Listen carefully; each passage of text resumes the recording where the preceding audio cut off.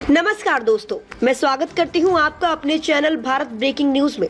आज हम बात करेंगे एक ऐसे चुनाव की जिसने भारतीय राजनीति की दिशा ही बदल दी। 9 जुलाई 2025। आज हम याद कर रहे हैं दो ऐतिहासिक व्यक्तित्वों को, डॉक्टर भीमराव अंबेडकर और नारायण काजरोलकर। नारायण काजरोलकर का जन्म 4 मई 1902 को नासिक महाराष्ट्र में हुआ था। वे शूद्र वर्ण की महार जाति से थे। उनके पिता गाँव में दूध बेचते थे। एक बेहद सामान्य पृष्ठभूमि से आने वाले काजरोलकर डॉक्टर अंबेडकर के कट्टर अनुयायी थे और 15 वर्षों तक उनके सहायक भी थे। लेकिन कहानी यहाँ से मोड़ लेती है जब देश में पहला लोकसभा चुनाव हुआ। अक्टूबर 1951 से फरवरी 1952 के बीच डॉक्टर अंबेडकर ने बॉम्बे उत्तर से शेड्यूल कास्ट फेडरेशन के टिकट पर चुनाव लड़ा। वे संसद में जाकर दलित समाज के अधिकारों की आवाज और तेज करना चाहते थे, लेकिन तभी सत्ता के गलियारों में एक राजनीतिक चाल चली गई। तत्कालीन प्रधानमंत्री जवाहरलाल नेहरू ने डॉक्टर अंबेडकर के सामने कांग्रेस पार्टी के उम्मीदवार का खड़ा कर दिया और वह कोई और नहीं बल्कि उनके पुराने साथी नारायण काजरोलकर थे। नेहरू ने खुद काजरोलकर के पक्ष में कई चुनावी रैलियां की, क्योंकि उन्हें डर था अगर अंबेडकर संसद पहुंचे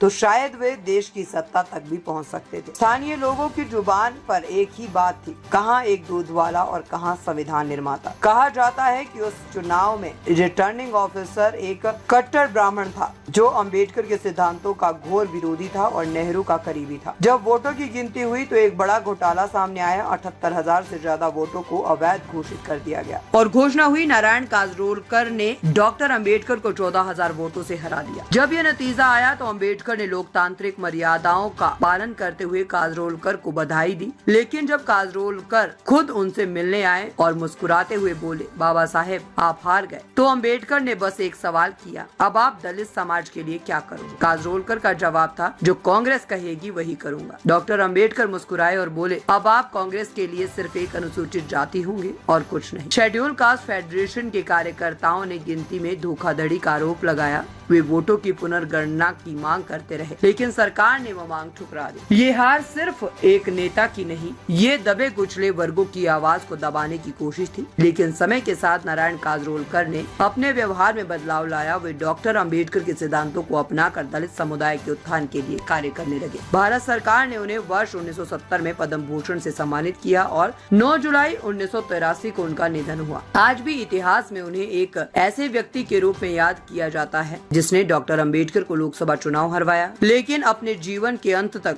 उन्हीं के दिखाए मार्ग पर चलने की कोशिश की। अगर आपको ये जानकारी पूर्ण वीडियो पसंद आया हो तो लाइक करें, तो इसे शेयर करें, कमेंट करें और हमारे चैनल भारत ब्रेकिंग न्यूज को सब्सक्राइब करें। जय भीम, जय भारत।